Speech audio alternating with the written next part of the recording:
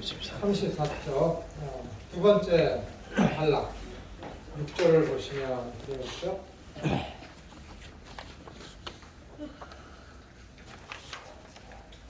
자, 6절을 보시면 이 첫째 부활에 참여한 자들은 복이 있고 거룩하도다. 그 요한은 말하고 있습니다. 이 첫째 부활이 뭐예요? 이 지상에 있는 동안에 예수님을 하나님의 아들과 그리스도로 영접한 자들.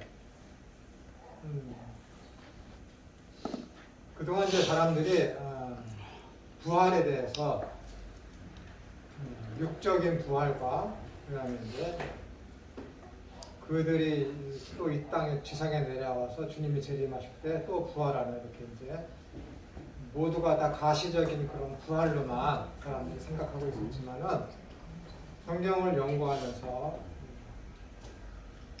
점점 하나님의 계시와 조명에 의해서 과거에는 알지 못하고 드러나지 못했던 하나님의 그 계시의 말씀의 그 뜻을 점점 더 밝히 드러내놓고 있죠. 목사님들과 신학자들이 부지런히 연구를 해서 원어에 가까이 가서 그 당시의 문화적 그런 배경들을 다 종합을 해서 그 본문의 의미의 정확한 의미를 파악하는 그런 것들이 있어서 많이 이제 발전이 되어져 왔죠. 그래서 지금에 와서는 첫째 부활이라는 것은 무엇이냐면은 에베소서 2장에 있는 그 말씀대로 너희는 너희가 죄와 허물로 죽었지만 그리스도께서 다시 살렸다 라고 하고 여러 성경 구절에 의해서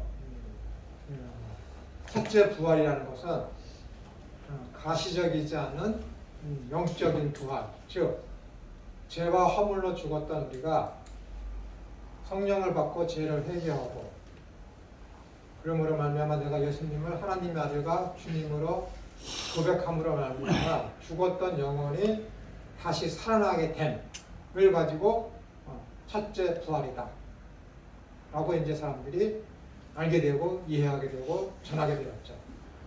이 첫째 부활을 받은 사람이 지금 낙원에 있으면서 그리스도와 더불어 왕노릇하는 삶을 살고 있고, 그리고 이 지상에서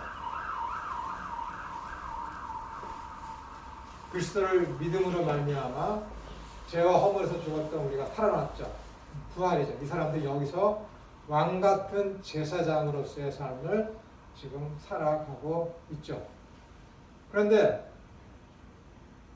낙원에 있는 지금 그리스도와 더불어 천상에서 왕노릇하는 삶을 사는 사람하고 이 지상에서 그리스도를 믿는 자들이 왕 같은 제사장으로서의 삶은 질적으로 다르죠. 그곳에는 다시는 죄와 허물도 없고 죄의 유혹도 없는 천상의 삶입니다. 그리스도의 통치가 완벽하게 이루어지는 것이죠. 불순종이 전혀 없는 것이죠. 완전한 의가 행해지는 것이죠. 완전한 공의가 성취되는 것이죠.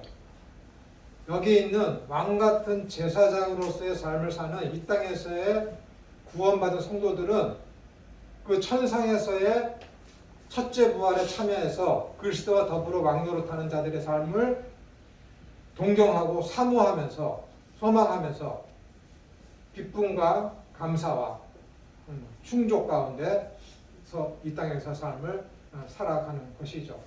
그것을 가지고 뭐라 그러냐면은 이 땅에서 하나님의 나라의 맛을 본 자들이 그 맛을 이 땅에 보여주며 실현하면서 삶을 살아가게 되는 것입니다.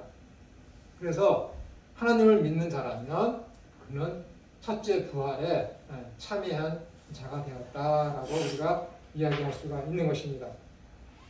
이 사람들은 지금 천상에서 전혀 죄를 짓지 않고 살고 있기 때문에 그리스도와 더불어 왕노릇하면서 사는 것이고, 모두가 다, 그리고 우리는 이 땅에서 어떻게 되는 거예요?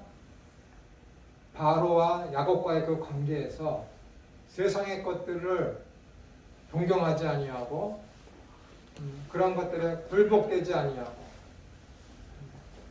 하나님 나라를 사모하는 가운데 세상 것들을 지배하는 삶, 죄를 점령하는 삶을 우리가 살아가게 되는 것이죠.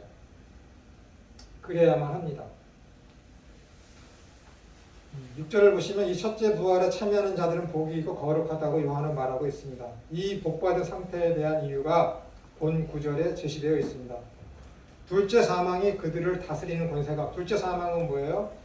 둘째 사망은 완전히 이제 지옥불에 떨어지게 되는 그 상태를 이야기하는 것이죠. 예수 그리스도의 재림으로 말미암아 있게 될 마지막 심판으로 말미암아 이제 완전히 지옥으로 가게 되는 것입니다. 이 2000년 전 기간 동안 죽은 신자들은 제사장으로서 하나님과 그리스도를 경배할 것이며 왕으로서 그리스도와 함께 통치하게 될 것입니다.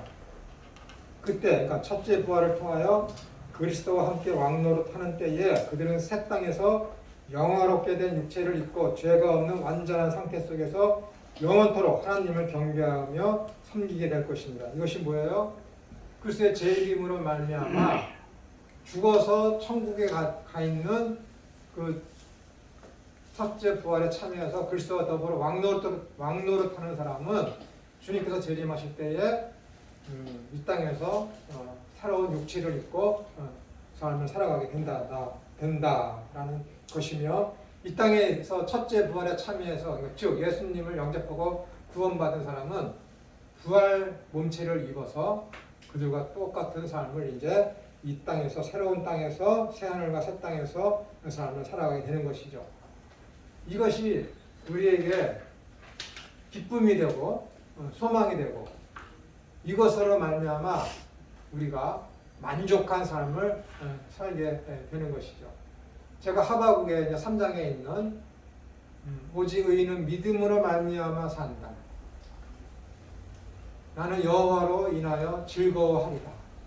라는 그 말이 무엇이냐면은 그날 그 시에 즉 예수 그리스도께서 하나님 나라를 이 땅에 내려오게 하시고 완성된 그때 그날을 그 부족함이 없고 완전하고 충만한 부족함이 없는 그 나라가 이미 이루어졌음을 확신하는 믿음으로 말미암아 이 땅에서 삶이 곰핍하고 가진 것이 없고 어렵고 모든 상황에 절망 가운데 있지만 오직 주님께서 오시게 되면 완성된 그 하나님의 나라에서의 극치의 삶을 바라보는 가운데 절망이 기쁨으로, 절망이 있을 수 없는 것, 완전하고 충만하고 충족되고 만족된 그 삶이 거기에 있기 때문에 여기에서는 내가 매양간에 소가 없고 무화과나무에 열매가 없고 포도나무에 소출이 없을지라도 오직 여호와로 인하여 즐거워한다라는 그 의미가 되는 것입니다. 이것이 없으면 뭐라 그러는 거예요? 그거 믿음 아니다라는 것이죠. 그게 믿음이 아니라는 거예요. 믿음은 이 땅에 있는 것으로 눈에 보이는 것으로 만족해 하는 것이 아니에요. 이미 이 하바국이 구약에서부터 이미 그 이야기를 하고 있는 것입니다. 가진 것이 아무것도 없어요. 아주 절체절명입니다. 먹을 것이 하나도 없다니까. 입을 것도 없고 그 내일을 먹을 것이 있나 해서 무화과나무에 열매가 있나 포도나무에 소출이 있나 했는데 아무것도 없습니다. 외양간에 소가 있나 아무것도 없어요. 그럼에도 불구하고 뭐예요? 나는 여호와로 인하여 즐거워한다라는 것은 나는 오직 여호와로만 인하여서 나는 만족해 한다라는 거예요. 그것이 뭐예요? 이 지상에 있는 것으로 만족해 하는 거 아니에요. 이 지상에 있는 것을 추구하지 않는다라는 것입니다. 오직 하나님 나라에 있는 그거, 거기에서 있어질 완전한 풍성함, 만족함, 평안, 그것 때문에 이것으로 인해서 내가 즐거워한다는 거예요. 나의 만족은 이 땅에 있는 것이 아니라 그 하나님 나라에 있는 그것이라는 것입니다. 여러분들이 에베소서 4장에 있는 그 사도 바울이 이야기하는 것, 나는 가난해도 없는 것에도 다 자족하기는 것을 배웠다. 나는 내게 능력 주시는 자 안에서 내가 모든 것을 행할 수 있다. 이 말에만 여러분들이 주목하고 있지만 그 앞절에 보시면 사도 바울이 그래요. 야, 내가 지금부터 너에게 어떤 말을 할 거야. 근데 이 말은 내가 가난해서 나를 합리화시키기 위해서 지금부터 내가 이 말을 하는 게 아니다. 그게 무슨 말이냐면은 쟤는 하나님을 믿는데 왜 삶이 저러지? 이렇게 되는 게 없고 왜 저렇게 가난하고 애들은 왜 다 저렇게 지질공상이고 쟤는 왜 저렇게 살지? 하는데 그래? 어디 나 그렇게 삶을 봐? 내가 왜 그렇게 삶을 사는지 핑계를 대기 위해서 지금부터 내가 어떤 이야기를 한다라는 게 아니야. 합리화시키기 위해서. 어떤 이것을 영적인 일로다가 합리화시키기 위해서 내 정신적인 만족을 위해서 지금부터 말하는 게 아니다. 내가 지금부터 너희에게 하는 말은 너희들이 나를 볼 때 지질이 궁상맞고 가난하고 고통만 받고 불쌍하게 보이는데 그 불쌍하게 보이는 것에 대해서 나는 정신적으로 이렇게 승리하면서 산다라는 이런 정신적인 합리화를 시키기 위해서 지금부터 내가 어떤 말을 하는 게 아니라 나는 실제를 얘기하는 거야. 왜냐하면은 당시에는 스토아 철학이 유행했거든. 스토아 철학은 뭐예요? 나 가진 것이 없어. 난 부족해. 무슨 일이든 다 안 돼. 근데 그것을 철학적으로 합리화시켜서 스스로 만족하게 만드는 거야. 이게 당시에 스토아 철학자들의 위대한 사람들이 삶의 태도였다고. 사도 바울은 너희들이 아는 바와 같이 난 그러한 삶이 아니야. 난 지금부터 하는 삶은 실제야 라고 하면서 하는 얘기가 뭐예요? 야, 내가 빈부에도 가난에도 처해봤고 부한 곳에도 처해봤다. 이 모든 것을 다 경험해보면서 나는 스스로 자족한, 만족해하는 삶을 살았어. 근데 그 만족해하는 삶이 어디서 오는 줄 알아? 내게 능력 주시는 자 그리스도 안에서 이루어졌다라는 거야. 그것이 뭐야? 여기서 나를 봤을 때 내가 지금 감옥에 있지? 감옥에 있잖아. 빌립보 교인들한테 편지를 쓰면서 에베소 교인들 편지를 쓰면서 감옥에 있지? 불쌍하게 보지? 그러나 난 여기서 기뻐한다. 왜? 내 능력 주시는 자 안에서 그리스도 안에서 나는 모든 것을 할 수 있다. 할 수 있다. 그분이 주신 능력을 다 지금까지 모든 것을 견디어내. 그게 뭐예요? 믿음. 그것이 뭐예요? 하나님 나라의 그 소망. 그 하나님 나라에서 있어질 부족함이 없는 그 극치의 그 삶을 내가 지금 알고 있기에 그것을 소망하기에 나는 이 땅에서 이런 가난함과 부유함과 없음과 실세와 고통과 고난 이 모든 것을 다 이겨낸다라는 거예요. 완전히 세상의 철학자들하고 태도가 달라. 삶이 달라. 그들은 스스로 합리화시키는 삶을 살았지만 지금 사도 바울은 뭐예요? 하나님 나라에서 있을 그 극치를 지금 이 땅에서는 내가 완전히 실현되지 않았지만 알고 있기에 그것으로 인해서 자기 자신은 뭐예요? 기쁘다 이거예요. 이게 믿음이라니까. 그리 될 줄 믿습니다. 이건 확신이야. 믿음 아니라니까. 믿음은 저기 있어. 그걸 믿는 게 믿음이지. 응? 왜 자기가 스스로 만들어낸 믿음을 가지고 소원을 가지고 그것을 주실 줄 믿습니다 하는 게 그게 믿음이야. 그건 자기 체면이고 자기 확신이지. 그 소원 하나님이 주셨어? 그 믿음 하나님이 주셨어? 하나님이 여러분에게 주신 믿음은 뭔데? 예수 그리스도가 하나님의 아들이신가? 그가 그리스도 메시아이심.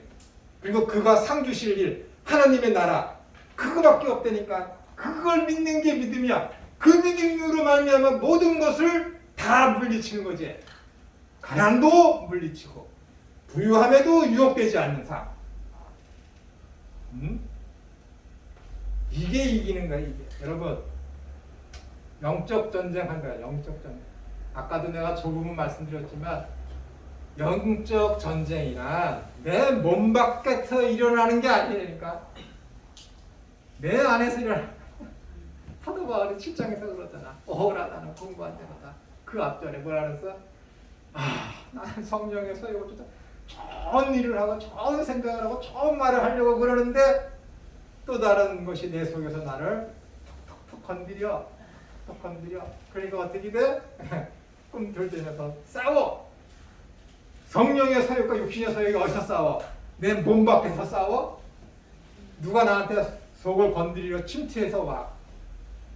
어디서부터 꿈틀거려. 내가 저놈한테 맞받아칠까? 아니면 친절하게 잘 대해줄까? 어디서부터 그래? 내 속에서부터 그러잖아. 영적 전쟁은 이 회사에서 저 바깥에서 일어나는 게 아니라 여러분과 내 이 속에서 일어나는 거니까 이걸 가지고 영적 전쟁이라는 거야, 여러분. 왜 자꾸만 그 영적 전쟁을 누구하고 싸워서 일으키는데 난 그에게 넘어가지 않고 극복해냈습니다.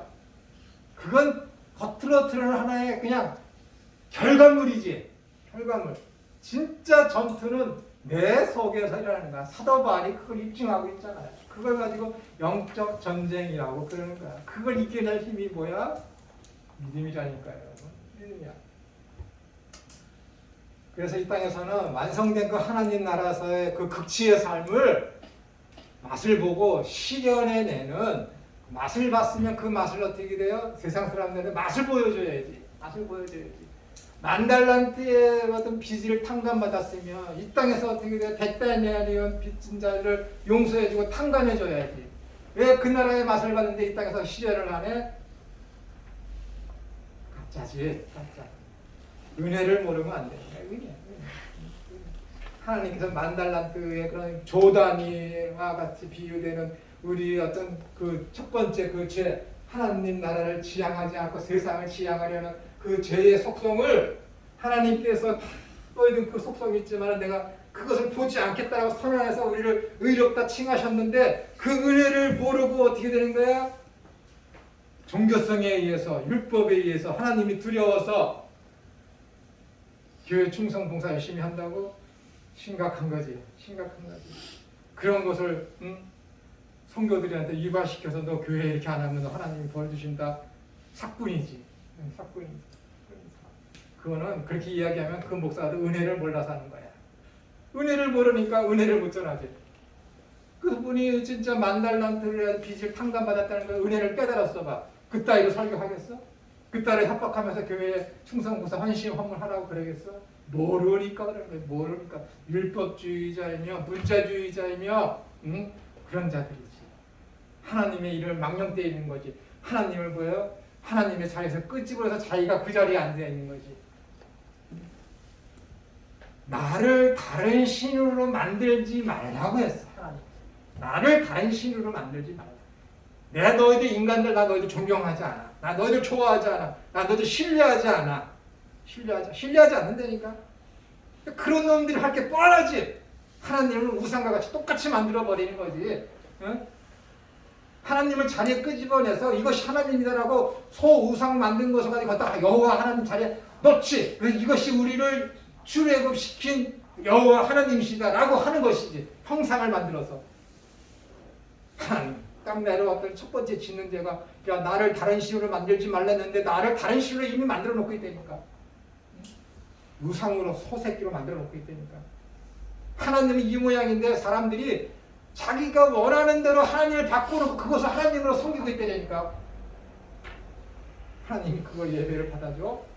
그 사람을 기뻐해 주실까? 아니. 절대 그렇지 않대. 절대 그렇지.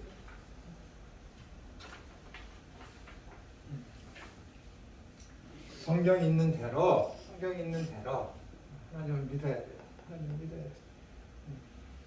그래서 이 땅에 살면서 그 하나님 나라의 극치에 있을 것을 맛본 사람은 여기에서 반드시 필연적으로 본질적으로 그 맛을 나타내 보이면서 살게 되어 있어요. 그것을 가지고 뭐라 그래? 너희는 세상의 빛이다. 너희는 세상의 소금이다. 빛을 등경 아래 숨겨줄 수 있느냐? 숨겨줄 수 없다. 소금이 그 맛을 잃을 수 있느냐? 잃을 수 없다라는 거야. 하나님 나라의 맛을 봤어? 반드시 그렇게 돼. 반드시. 안 돼? 빛 아니야. 소금 아니라니까. 빛 속일 수 없다. 숨길 수 없다 하잖아. 소금 맛을 잃을 수 없다 하잖아. 그것이 뭐라고? 팔복이라니까. 없어? 가짜. 이미 판명 난 거야. 없어? 가짜. 팔복이 다 무슨 삶이야? 초분문의 삶이야. 팔복이 다 무슨 삶이에요? 자기 부인 자기 십자가 지는 삶이라니까. 무슨 얘기를 다 하겠습니까? 무슨 얘기? 그것이 뭐예요? 하나님 나라의 맛을 본 사람이 그 팔복의 삶을 살아. 왜? 그는 빛이며 그는 소금이기 때문에. 본질적인 거야. 필연적인 거야. 안 될 수가 없어. 안 될 수가 없어. 은혜니까. 응? 믿음을 알아. 은혜가 얼마나 큰지를 알아. 만달란트의 빚을 하나님이 탕감해 주셔서 하나님을 지향하지 않고 세상을 지향하는 그 죄성을 그리스도의 피로 덮어줬어. 그 은혜를 알아. 그 사람이 어떻게 살겠어? 은혜를 알아. 너무 감사하니까 빛으로서 소금으로서 삶을 살 수밖에 없지. 그것이 나타나는 현상이 뭐야? 심령이 가난한 자, 애통해하는 자, 의에 줄이고 목마른 자, 화평케 하는 자, 마음이 청결한 자, 그리스도를 위해서 핍박과 고난을 받기를 두려워하지 아니하는 자. 자, 팔복이 있어요. 첫 번째, 여덟 번째. 첫 번째와 여덟 번째는 현재야. 현재 완료냐? 심령이 가난한 자는 복이 있나니 우리나라 말대로 천국이 너희 것이다. 현재 완료형이야. 가운데 있는 6가지는 뭐야? 두 번째부터 7개까지는 미래형이 되니까. 신기하지 않아? 신기하지 않아요? 천국이 여기 있어. 야, 너희들 그리스도를 위하여 핍박받고 환난을 받아. 그러한 자들은 복이 있다. 그러한 자들은 천국이 저희에게 임했다. 완료형이야. 심령이 가난한 자 복이 있다. 왜? 천국이 너희에게 임했다. 완료형이야. 애통에 복이 있는 자는 행복한 자. 그대들은 행복하여라. 애통한 자들이여. 죄에 대해서 애통하는 자들이여. 왜냐하면 너희들은 그때가 되면 하나님 나라 극치가 이루어지면 너희는 위로를 거기서 받을 것이기 때문이다. 그 믿음이야. 두 번째부터 7번째까지 미래에 주어질 것이니까. 이 땅에서는 위로가 없어. 또 돼. 왜? 미래에 그 일이 벌어질 거라고 주께서 말씀하셨기 때문에. 그러나 그 미래가 그 하나님 나라에서 완전히 이루어질 것을 언약하셨기 때문에 뭐예요? 이미 이루어진 것으로 믿고 나는 여기서 위로를 받고 사는 거지. 그 위로는 그 나라에서 완성이 되는 거야. 여기서 맛을 보는 거지. 맛. 화평케 하는 자는 복이 있나니 저희가 하나님의 아들이라 일컬음을 받으리라. 미래에 주어질 거야. 하나님 나라에서 완전히 하나님의 아들로서 왕같은 제사장으로서 그리스도 더불어 왕노릇하는 삶을 살아. 근데 여기서는 뭐예요? 그것은 맛을 보는 거지. 어떻게? 왕같은 제사장으로 사는 거야. 왕같은 제사장. 뭘 더 얘기했어? 뭘? 은혜? 모르면 안 돼. 안 돼. 삶을 살 수가 없어.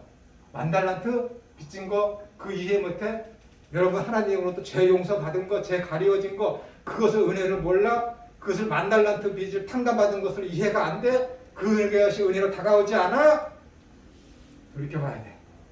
나 진짜 예수님 믿는 거 맞아? 그 은혜로 내가 알지 못해? 심각한 거지. 심각한 거. 오죽하면 하나님께서 야, 저 새끼 도록하는 걸 쳐넣어. 세상에 그런 왕이 어딨어. 번복하는 왕이 어딨어. 없다니까. 하나님의 나라는 그러한 일이 있을 수 없다라는 것을 역설적으로 말씀하는 게 그 비유야. 그 나라에선 그런 일이 없어.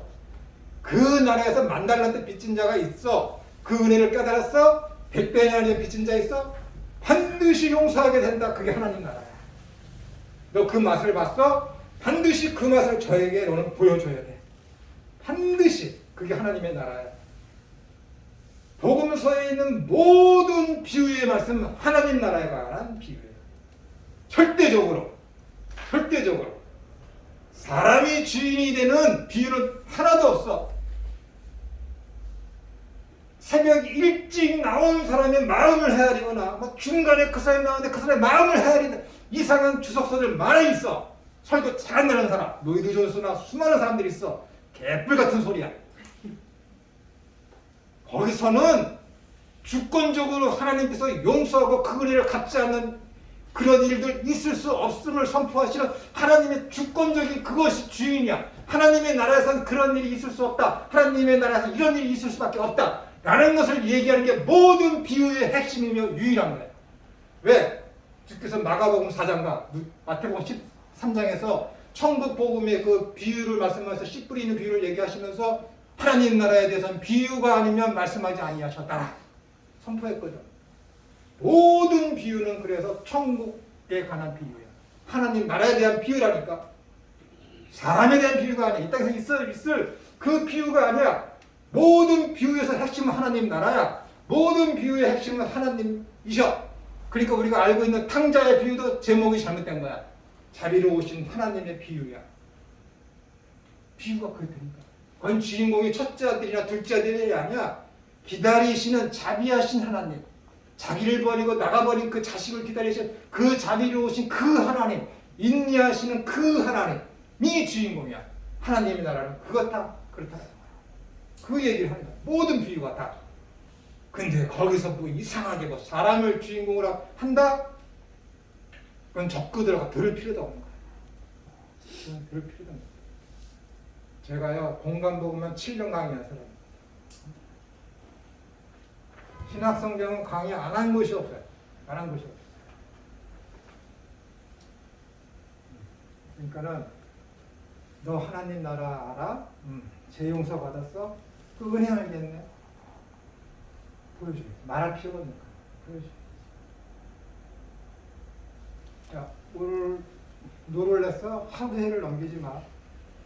문자적으로 그걸 받아들이고 해야지. 해야지. 그래서 삶을 살도록 최선을 다해야지. 해야지.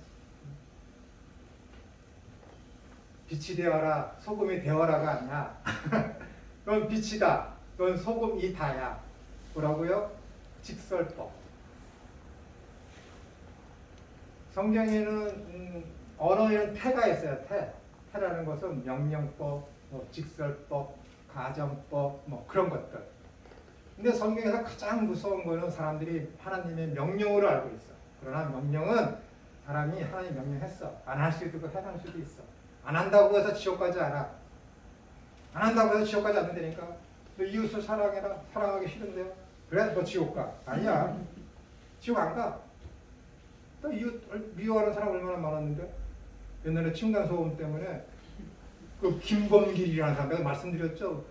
집에 이사 왔는데 에어컨이 1년 만에 이상한 거야. 그래서 삼성전자에다가 그 서비스에다가 인터넷으로 이렇게 예약을 했는데 이름이 김범길이야. 김범길이 옛날에 층간소음으로 억수로 다퉜던 위층 사람 이름이거든요. 그 사람이 오는 줄 알았다니까. 얼마나 다퉜으면 두려워서. 근데 그 사람 오면은 떡을 주려고 우리 에어컨 고칠 때에 이상한 짓 하지 말고 에어컨 잘 고쳐주세요라고 특허받은 떡 2개를 준비해놨다니까. 근데 오니까 이름은 김범길인데 그 사람이 아니야. 내가 어떻게 했겠어? 특허받은 떡 하나 감췄지. 이런 사람이야. 우리 냉장고에 보면 그 떡은 항상 있어. 1년 12도 떨어지면 안 돼. 한 10대 개 남았을 때 미리 신청을 해야 돼. 내가 여러분 대접하려고 하는데 안 돼. 그게 왜? 그걸 대접하면은 주문을 해서 와야 되는데 그게 월요일이 안 와. 월요일은 배달이 안 된대. 마음은 있는데. 그래서 속으로 어떻게 해도 잘 됐다. 복 묻었다. 이런 사람이야. 교수님 이렇게 보내시면 되세요? 안 돼. 그게 오는 시 사람이 있을 수가 있고 없을 수가 있기 때문에 안 돼. 몇 시 오는지도 모르고 안 돼. 그래서 속으로 잘 됐다 했지. 근데 월요일에 배달이 안 된다 그래서 이번 주만 월요일에 배달이 안 되나 보다 해서 몇 번을 해봤었는데 매주 월요일마다 배달이 안 된다. 참 좋아. 기회가 되면 다른 떡 갖고 올 거야. 내가 이번에도 가지고 오려고 너무 바빠서 생각할 게 너무 많아서 내가 준비를 못했어요. 추수감사 주일이잖아. 그러니까는 하나님의 나라를 알아, 그 은혜를 용서함 탕감받은 그 빚을 탕감받은 것을 알아? 그럼 어떻게 되는 거야? 그렇게 사라지게 돼 있습니다. 사라지게 돼 있습니다. 왜냐하면 그들은 하느님의 나라를 이미 받았거든. 왜냐하면 주께서 말씀하셨거든. 내가 성령을 힘입어서 귀신을 쫓아가고 온갖 병을 고치는 것이며 하나님의 나라가 이미 너희 가운데 임했다라고 선포를 했거든. 그러니까 이미 하나님의 나라가 우리 가운데 임했으니까 구원받은 사람은 뭐예요? 심령이 가난한 행복한 자들이여 그대들은 심령이 가난한 자들이여 그들은 행복하여라. 왜? 천국이 너희에게 주어졌기 때문에 그리스도를 행복한 자들이여 그대들은 그리스도를 위해서 핍박과 환난을 당했지. 왜 너희들이 행복한가? 천국이 너희에게 주어졌기 때문이다 라고 이미 주어진 거야. 그 다음 두 번째부터 일곱 번째까지는 미래에 주어질 거야. 약속이야. 하나님은 영원하시고 전지하시고 전능하신 분이야. 그분의 언약은 뭐예요? 이미 이루어진 거나 진비 없어. 왜? 전지하시고 전능한 것이기 때문에 미래에 되어질 일이지만은 되어진 거나 진비 없어. 똑같은 거. 안 이루어질 수가 없기 때문에. 그러니까 뭐예요? 그 나라 맛을 보면은 여기에서 당연하게 그 삶을 내 삶의 영역에서 나타내어질 수밖에 없는 필연적인 존재다라고 선포하는 것이 너희는 빛이다, 너희는 소금이다라는 거야. 소금이 되어라, 빛이 되어라가 아니 되니까 그게 명령법이면 안 해도 돼. 나 빛 되기 싫은데요? 나 소금 되기 싫은데요? 그래? 조금 지옥 가. 나가 아니야. 근데 너희는 빛이다, 너희는 소금이다. 필연적이며 본능적이며 어떻게 피할 수 없는가? 직설법은. 내가 성령이 임하시면 내가 예루살렘과 유대와 사마리아 땅끝까지 이르러 너 내 증인이 되어라가 아니야. 너는 내 증인이 된다. 직설법이야. 안 돼? 그거 가짜야. 안 돼? 가짜야. 선교를 나가라는 게 아니니까 그게. 내가 있는 영역에서 예루살렘이든지 어디든지 간에 내가 있는 영역에서 그리스도를 증거하는 삶, 빛과 소금의 삶을 산다라는 거야. 너희 반드시. 안 돼? 가짜 되는 거야. 십계명 있어. 야, 나의 다른 신을 나를 다른 신으로 대리하지 마라. 명령법이지. 명령법이야. 근데 하나님께서 뭐라 그래? 그 십계명 어겼어? 너희도 그럼 나 합당하지 않고 내 가나안 땅에 쫓겨난다. 근데 그것을 사람들이 다 이루어? 아무도 못 이루어. 근데 이 십계명이 요구하는 그 십계명이 표방하고 모방하는 게 누구야? 그리스도라니까.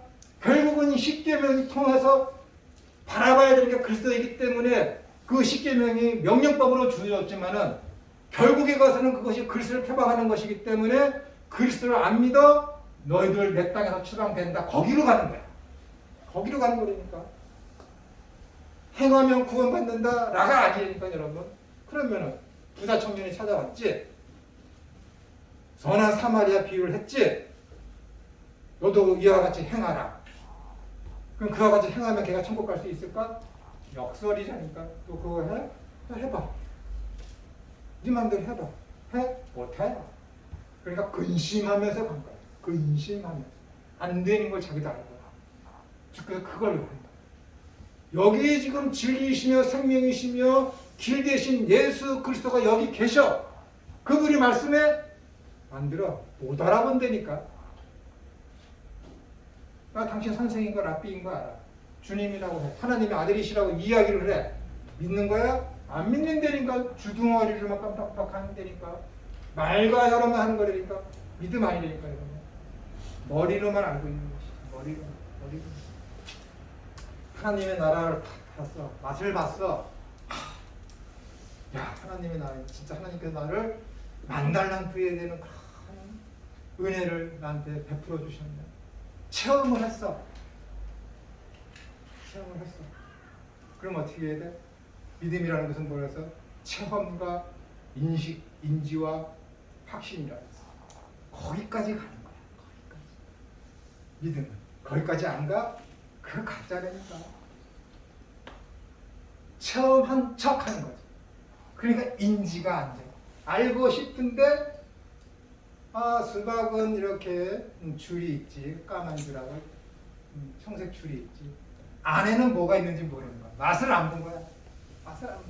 알긴 알아. 수박이 어떻게 생겼는지 알아. 안에가 까면 하얗고 그 다음에 빨갛고 씨가 있는 걸 알아. 근데 맛을 안 봤어. 모르는 거지. 똑같은 거야. 체험을 안 해봤는데 어떻게 알겠어. 하나님 나라 체험을 안 했는데 그냥 성경과 성경 공부를 통해서 실컷 알아. 그러니까 믿는 줄 알아. 아는 거야? 모르는 거야니까. 왜? 체험이 없으니까. 기독교는 뭐예요? 그래서 체험의 종교라는 거야. 체험이 뭐 기적을 체험하거나 내가 기도를 했더니 뭔가 이게 이루어졌다 그런 체험이 아니니까. 지금 말하는 성경에 있는 이런 일반적인 체험, 영적인 체험, 누구나가 예외 없이 일어나야 되는 이 체험, 이거 했어? 알았어. 인지했어. 깨달았어. 그 다음에 뭐예요? 확신하는 거야. 확신한 다들이 어떻게 돼? 우물물이 있어. 내가 우물물이 있는데 우물물이 너무 좋아. 아껴.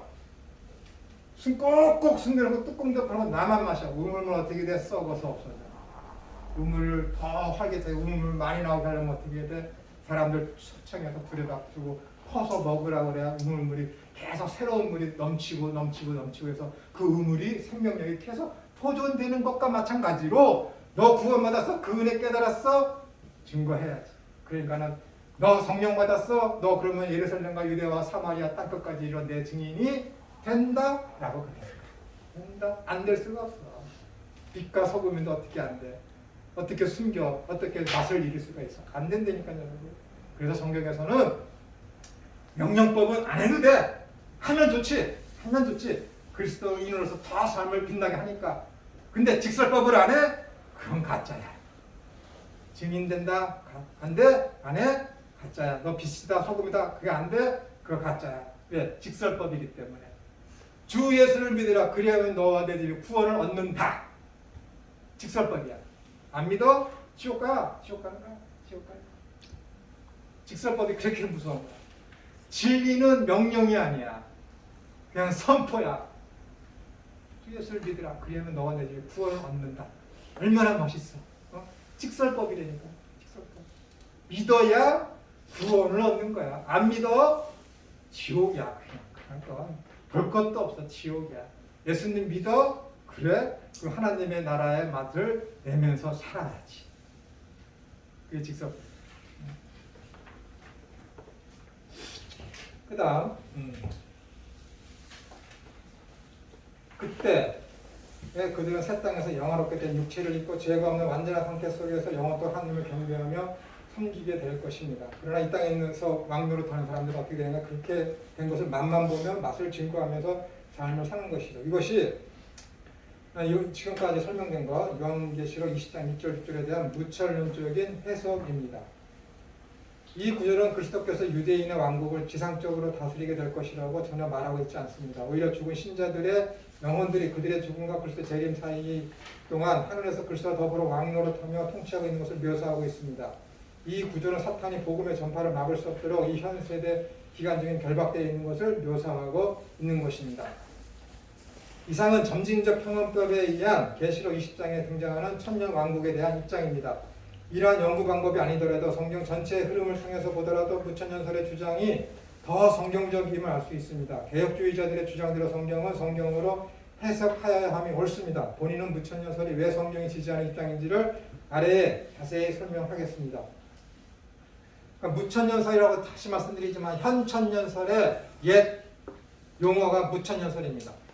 앞으로 이제 점점 이것이 이제 확장돼서 바뀔 것이 확실합니다. 저희는 앞에서 하나님 나라에 대해 살펴보았죠. 종말을 하면 세 번째 시간인가. 하나님의 나라는 우리 가운데 이미 임하였으나 완성되지 않았음을 알게 되었고, 현재는 이미 임한 하나님의 나라와 아직 완성되지 않은 긴장 상태라는 것도 알게 되었습니다. 마태복음 11장 1절부터 6절을 보시면 세례 요한은 예수님이 우리가 기다리는 참된 메시아가 당신이 맞습니까? 라고 물어보죠. 그런 의심을 갖고 질문을 합니다. 이때 예수님께서는 이사야서 35장의 예언 중에 4절에서 6절의 말씀을 상기시키는 말씀을 하십니다. 이것은 곧 이사야 본문에서 그때가 가리키는 주님의 날, 곧 하나님께서 통치하시는 나라가 임하는 날이 임하였음을 말씀하시므로 예수님 당신이 참된 메시아이심을 간접적으로 말씀하고 있는 것입니다. 그러니까 이게 뭐예요?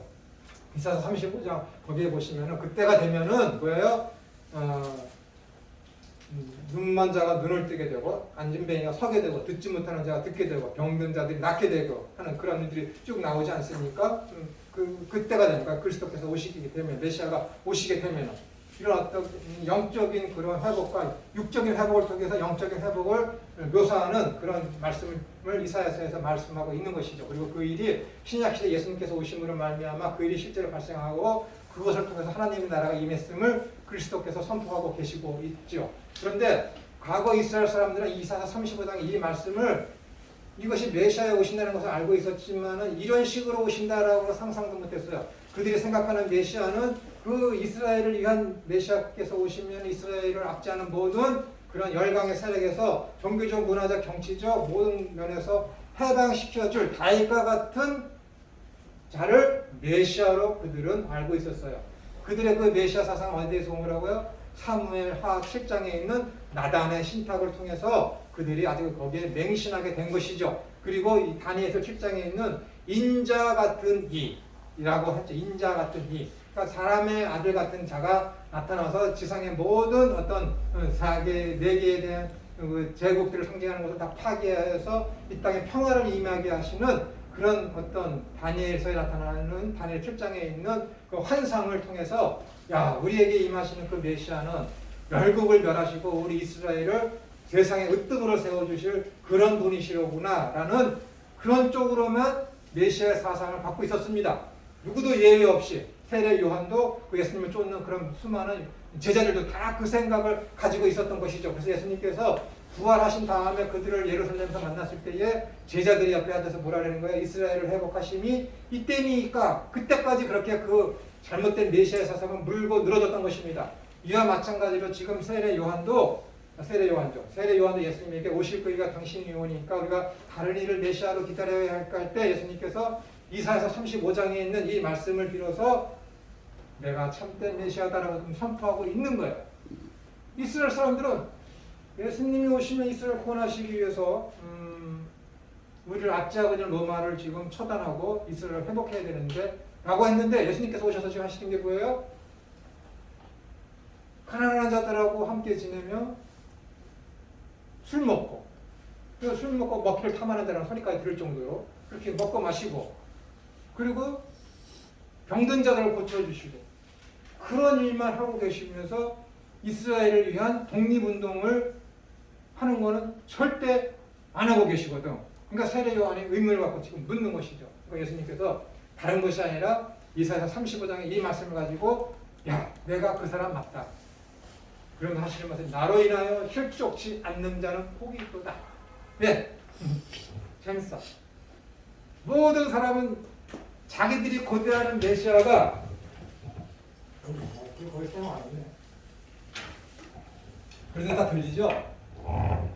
안 들리세요? 네. 그들이 생각하는 메시아는 이런 메시아예요. 이런 생각. 구약에 있는 메시아는 이스라엘을 정치, 경제, 문화 모든 면에서 해방시켜주실 분이다 라고 믿고 있었어요. 근데 예수님은 뭐예요? 이사야서 35장을 딱 불러. 그래서 나는 이런 메시아야. 이게 성경적인 메시아거든요. 그러니까 어떻게 돼요? 나는 이런 메시아인데 너희들이 이런 메시아 상상하고 있지? 이런 나를 보고 실족하지 않는 자는 복이 있다라고 얘기해요. 이런 나를 보고 실족하지 않는 이게 참된 메시아인데. 그러니까 이게 뭐예요? 십계명 제일 예명. 야, 나를 다른 신으로 만들지 마라. 나를 다른 신으로 섬기지 마라. 이거는 뭐예요? 자기들이 만들어 놓은 메시아상이야. 성경의 메시아상은 이건데 이스라엘 것들은 메시아상을 이렇게 만들어 버렸네.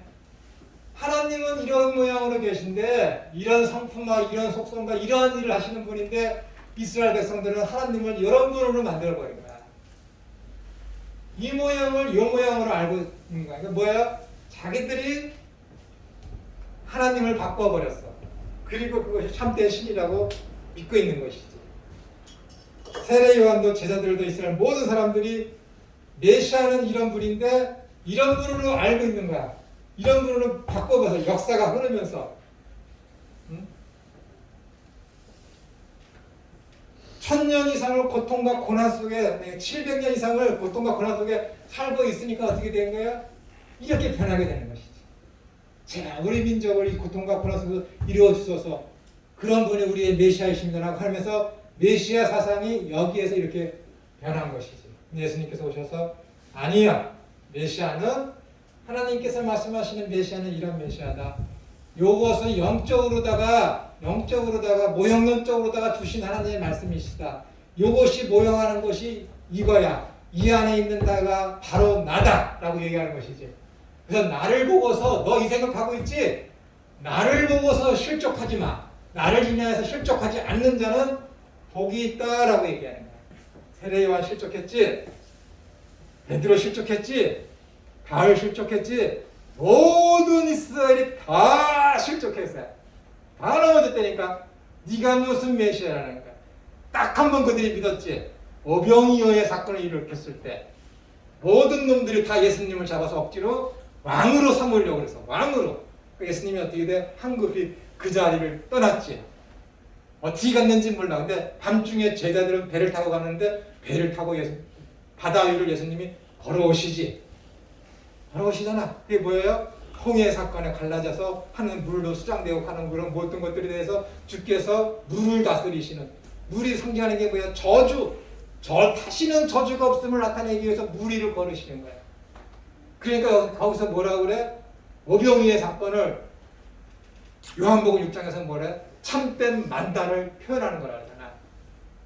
인자는 참된 만나다 라고 표현하기 위해서 오병이의 사건을 일으켰잖아. 출애굽 사건의 대표적인 하나님의 은혜를 나타내는 사건이 뭐야? 말씀으로만 세상을 이긴다라고 표현하는 게 뭐야? 만나가 내리는 사건이잖아요. 하나님의 말씀으로 나오는, 입으로 나오는 말씀을 삶이라 하는 것, 그것을 표현하기 위해서 만나를 내려주신 것이잖아. 근데 요한복음 6장의 오병이의 사건을 가지고 뭐라고 그래? 예수님이 나는 참된 만나다라고 오병이의 사건을 통해서 말씀하시잖아. 그러니까 그 다음에 일어나야 될 사건이 뭐야? 출애굽하는 그것을 보여줘야지. 세상의 저주를 예수님이 정복하셨다는 걸 보여줘야지. 그것이 상징하는 게 뭐야? 예수님께 무리를 걸으시는 사건이니까. 무리를 걸으시는. 그러니까 마태복음은 뭐예요? 창출됨이 창세기, 출애굽기, 레위기, 민수기, 신명기 그 과정의 순서대로 기록된 게 마태복음이야. 마태복음이야.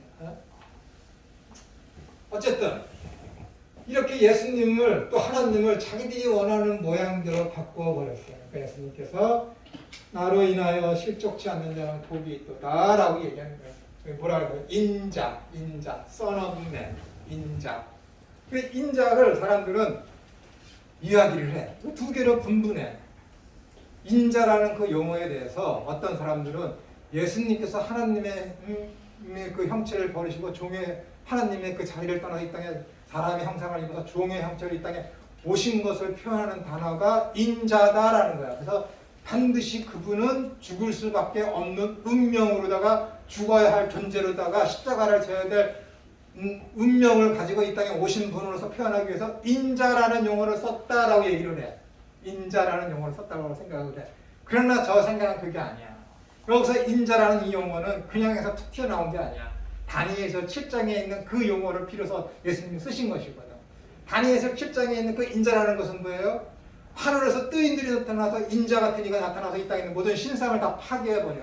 전지하시고 전능하신 그 능력을 가지신 그분, 메시아, 하나님, 임을 나타내는 것이 용어가 뭐라고? 인자야, 인자. 그러니까 인자. 그건 그 예수님께서 이 땅에서 당신한테 육신을 입고 오신 그분을 형상하기 위해서 쓰는 단어가 아니라 나는 인자로 와서 이 땅에 하나님의 나라를 건설할 뿐, 임하게 하실 뿐, 세상의 모든 열강의 죄된 세력을 그 신상이 상징하는 그 네 개의 제국이 상징하는 이 땅에 지배되는 모든 사탄의 세력들로 통틀어지는 그 네 개의 어떤 제국들을 완전히 회파하는 전지하시고 전능하신 그 파워, 능력을 가지신 전능하신 그 신적 능력을 가지신 분, 그 용어로다 해석하는 게 맞아.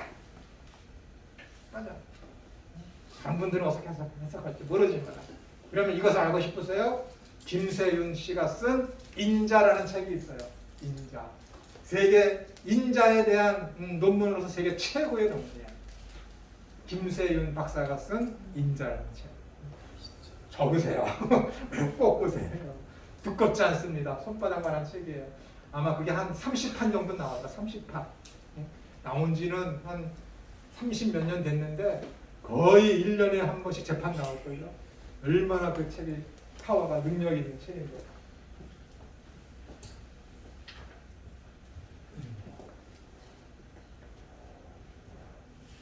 그래서 예전이나 지금이나 인간이 하나님에 대해서 기지 않고 쭉 하겠습니다. 그래서 4시 만에 끝낼게요. 웃지 마세요. 말할 게 튀겨나가네. 하나님을, 예수님을, 구세주를 인간들이 어떻게 돼요? 자기가 믿고 싶은 대로 만들어놔. 성경에서 이야기하는 하나님이 이런 분이신데, 성경에서 이야기하는 구원은 이것인데, 성경에서 이야기하는 믿음은 이것인데, 그런데 어떻게 되는 거예요? 사람들이 그걸 바꿔버리는 거예요. 왜곡시켜버린다니까. 왜곡시켜버려. 제가 편지를 썼습니다. 당신은 내가 알기로는 4대째 기독교 신앙을 가지고 모태 신앙을 가지신 분인데 왜 동성애를 옹호합니까? 하나님의 사랑이 한이 없는데 왜 하나님이 동성애자라고 해서 그들도 서로 사랑해서 하는데 왜 사랑의 하나님이 그들을 벌하시고 멀리하십니까? 라고 얘기하는 거예요. 일리가 있어요. 그러니까 일반 사람들이 맞아, 저게 도덕적이며 윤리적이며 형의 사랑이지 라고 이야기를 해.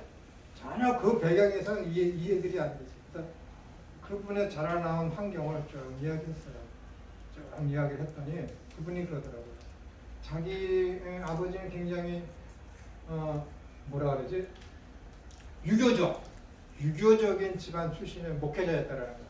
유교적인 집안 출신 목회자였기 때문에 하나님에 대해서 아주 주의를 어긴다거나 교회 예배 복장이 조금 허틀어졌다거나 그러면은 잔소리 어려서는 구약 성경에 보면은 그의 채찍으로다가 그의 등을 때려서 피가 보일 정도로 때려라. 그래야 그 매는 그에게 커서 그에게 양양이 되느니라. 그 말씀 그대로 믿어서 자기 자녀들을 그 목사님이 그렇게 엄격하게 키웠다라는 거예요. 엄격하게. 그러니까는 그 사람은 자기가 하나님을 믿고 안 믿고는 자기 어떤 그런 결정권이 없는 거야.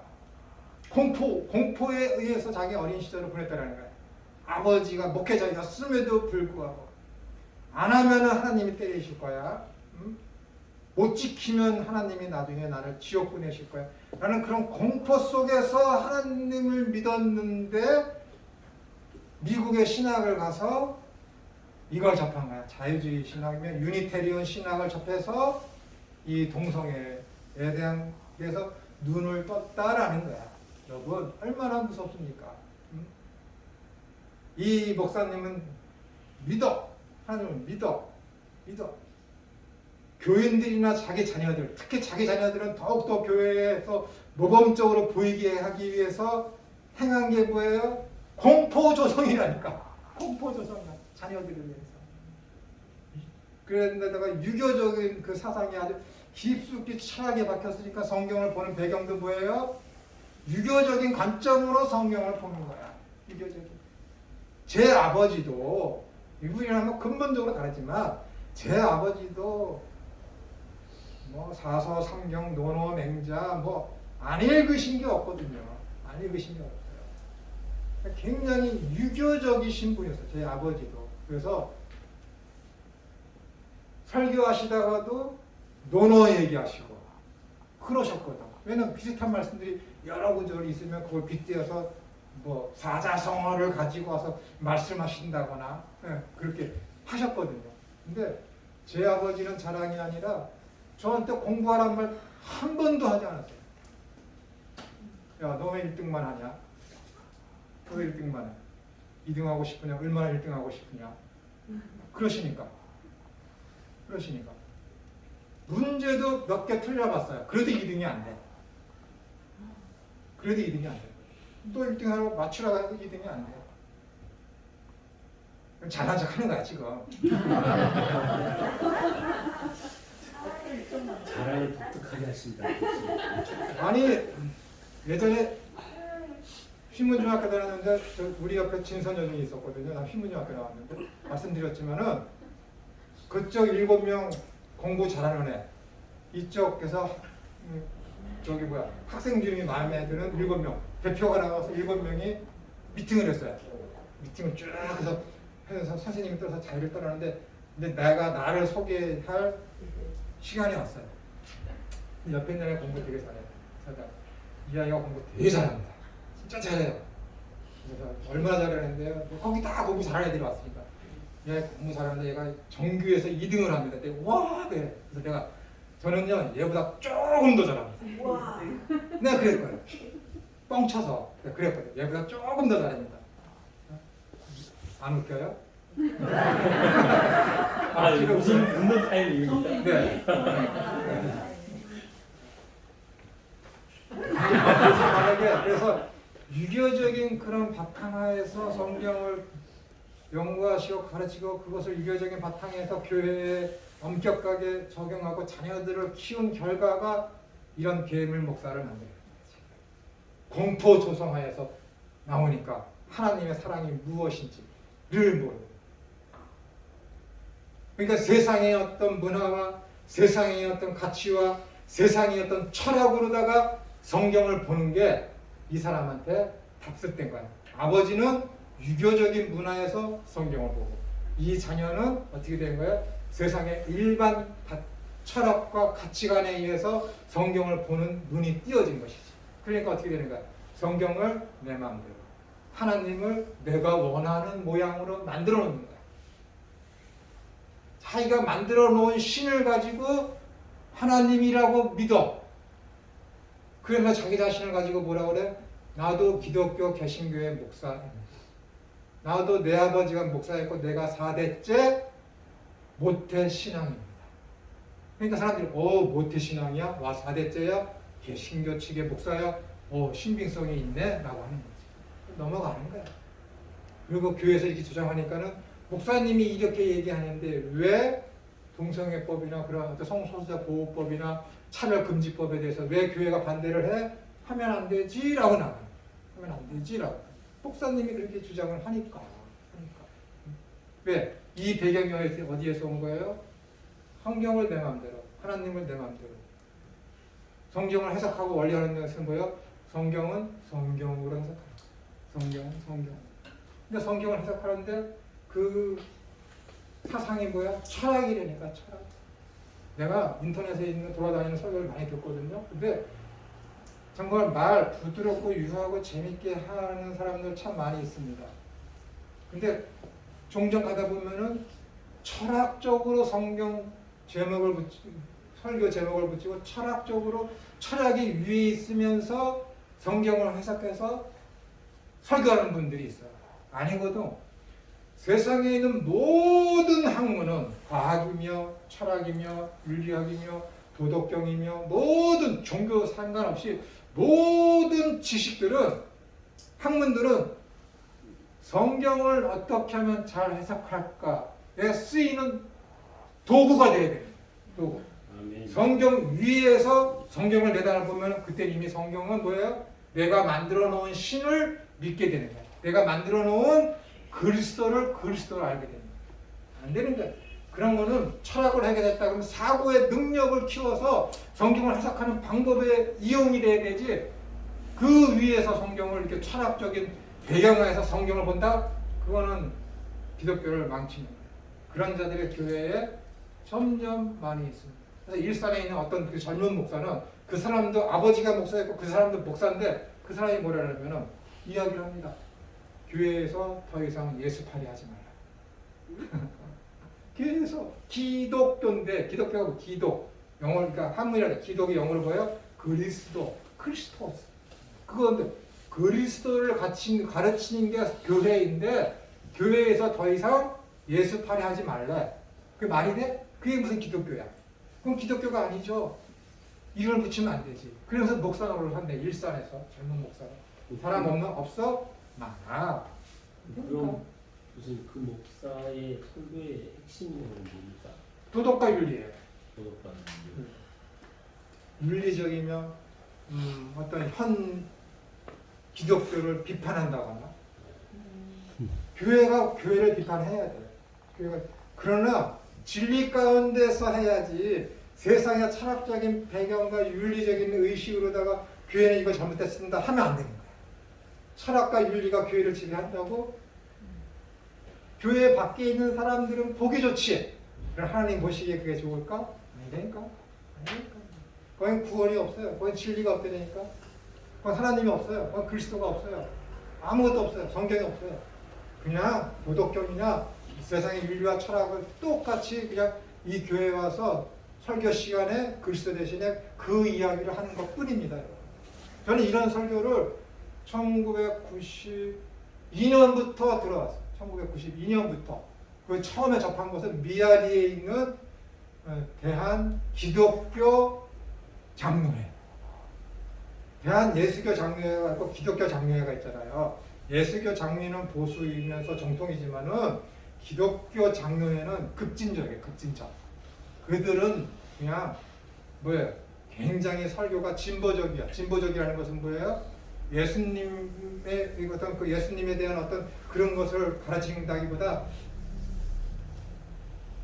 그때는 군사정권이었으니까 잘못한다? 그럼 으쌰해서 어떻게 되는 거예요? 세상을 기독교의 힘으로다가 정의로서 정복하자. 그런 어떤 386 세대가 대표되는 그런 정치 민주화 운동을 퍼뜨리고 그것을 최고로 알고 있는. 그래서 그리스도의 계절을 우리 인간의 힘으로 빨리 오게 하자라는 그 운동하는 것이 그 기독교 장로의 어떤 한 모토이거든요.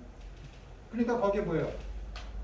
교회 편말이 있지만 거기 예수님은 없는 거예요. 예수님은 완전히 다른 예수님으로, 하나님은 완전히 다른 하나님으로 그렇게 하는 것이죠. 왜냐하면 세상의 철학과 사상이 더 중요시 여기고 있기 때문에 그렇습니다. 그런데 누가 많이가요? 급진적이며 하는 그런 사람들이, 청년들이 많이 가겠죠. 많이 가겠죠. 교수님. 네. 이거는 개인적으로 여쭙는 건데요. 네. 그런 목사님을 지금 괴물 목사라고 했잖아요. 네. 제가 괴물 개미순이로 한번 들었는데 그거는 무슨 뜻인가요? 이건 좋아서 그런 거예요. 좋아서 그래요. 나를 나대게 만들었으니까. 나를 나대게 만들었으니까. 저분이 아니었으면은 내가 여기에 있지도 않고, 저분이 아니었으면은 난 다른 일 하고 있었을 거야. 여기 오기 전에 분명하게 내가 신학 그만두고 이제 다른 일을 해야지 했거든요. 난 그게 2년이면 끝날 줄 알았어요. 작년에. 왜냐면 여기에서 1년에 3학기씩 하면은 3학기씩 1년에 3학기씩 하면은 6학기면은 내가 할 수업이 끝나거든. 그래서 올해부터 다른 일을 하려고 했는데 이놈의 팬데믹이 걸린 거야. 1년이 연장됐죠. 그래서 내년에 해야지. 상황이 내년에 꼭 해야 되는 상황이 됐거든요. 내년에는 이제 해야지 했는데 내 가족들은 그래 너 생각 잘했다 그러거든요. 친구 몇 명도 그래 이제 쉴 때 됐지. 이 가까운 데서나 우리나 먹여 살려라. 성경 공부하자는 것이죠. 이 팬데믹도 이제 사라지고 있지만 이제 자유로워졌으니까 우리나 좀 먹여 살려라. 좋아했어요. 근데 기타 등등 어떤 분들은 거기에 대해서 나보고 뭐라 그러더라? 배부른 소리 한다고 그러고 똥멍충이라는 소리까지 들었어요. 똥멍충. 저분이 아시는 목사님이 나보고 똥멍충이라고 기분 나쁜 소리는 아니죠. 똥멍충. 내가 내 수준을 봐. 저는 우리 설립자님하고 처음에 만났을 때도 말씀드렸지만은 내가 무엇을 하는 데 있어서 내 수준, 나를 돌이켜봤을 때 이 수준에 임하면은 나는 과감히 떠날 거라고 그랬거든요. 근데 내가 이 수준이 된 거예요. 이 수준이라는 것은 나쁜 수준이지. 나쁜. 나도 모르게 이 수준에 도달하게 되면은 떠날 겁니다. 그래서 내가 나를 돌이켜보니까 이 수준이 아니니까 올해. 그래서 모든 여건이 다 그만둬야 될 시간인 거야. 근데 뭐 똥멍충이까지라는 소리를 들으면서까지 내가 저분이 나를 더 거룩하다 그럴까 더 성장하고 했기 때문에 내가 괴물이라고 그랬어. 괴물. 아, 교수님께서 괴물이라고 하신 거예요? 제가 저분한테 괴물이라고 했죠. 아까 지금 목사님 그런 목사님 아 그거하고 이거하고 차원이 다른 거야. 내가 오해하면 안 돼. 괴물이라고 해서 저한테 괴물 김미순이라고 했는데 아. 저건 무슨 소리지 이제 그거 완전히 분위기도 다르고 상황도 다른 건데 상황도 다른 거죠. 그래서 내가 한 번은 내가 식사는 다른 사람들이랑 여간해서 안 하거든요. 진짜 잘 안 해요. 식사 잘 안 해요. 팬데믹 이런 거 상관없이 옛날부터 식사는 잘 안 했어요. 식사를 계속 해야 돼. 식사를 계속 해야 돼. 그러니까 이렇게 됐습니다. 그래서 교회에서 이런 어떤 하나님을 믿고 예수님이 어떠신 분인가에 대해서 이미 예수님이 그러니까 구약 시대 때부터 계속해서 사람들은 어떻게 되는 거예요? 하나님을 왜곡시키고 자기들이 변형시켜놓고 변개시켜놓은 하나님을 참신으로 알고 믿고 있었어요. 그러니까 잘못된 신앙생활을 할 수밖에 없는 것이죠. 그러니까는 십계명의 제일 계명이 제가 수차례 말씀드렸지만 너희는 나 외에 다른 신을 섬기지 말라 이렇게 되어 있지만은 언어의 뜻을 그대로 직역을 하면은 야 너는 나 여호와를 다른 신으로 만들지 말라라는 뜻이에요. 그러니까 하나님이 이 직역을 하는 게 아주 정확합니다. 하나님을 다른 신으로 만들면 뭐예요? 형상화하지. 우상을 만들겠지. 하나님을 다른 신으로 만들면 뭐예요? 여호와의 이름을 망령되이 일컫지 말라. 제 3계명을 또 어기게 되는 것이지. 망령되이 하는 거잖아요. 하나님은 여호와이신데 하나님을 여호와로 섬기지 않게 되는 것이잖아요. 이름이 주는 의미가 뭐라 그랬어? 그의 전부거든. 그의 생각, 그의 사상, 그의 능력, 그의 했던 일, 그의 미래에 있을 일, 그 모든 것을 나타내는 것이 이름인데 여호와의 이름을 망령되이 일컫는다는 것은 여호와를 완전히 다른 신으로 알고 믿고 따르고 만들어버리는 거잖아요. 그러니까는 십계명 제일 계명은 나 외에 다른 신을 섬기지 말라는 것은 맞지 않아요. 하나님을 다른 신으로 만들면 안 돼. 이미 구약 때부터 그런 일이 계속 벌어졌잖아요. 하나님을 무시하고 왜곡하고 이름을 망령되이 일컫게 돼요. 그러니까 예수님께서 지금도 와서 세례 요한한테 여자에게 난 자 중에 세례 요한보다 큰 자가 없다라고 그렇게 칭찬한 그 자에게 나로 인하여 실족하지 말으라고 그 사람들 복이 있다라고 얘기하시고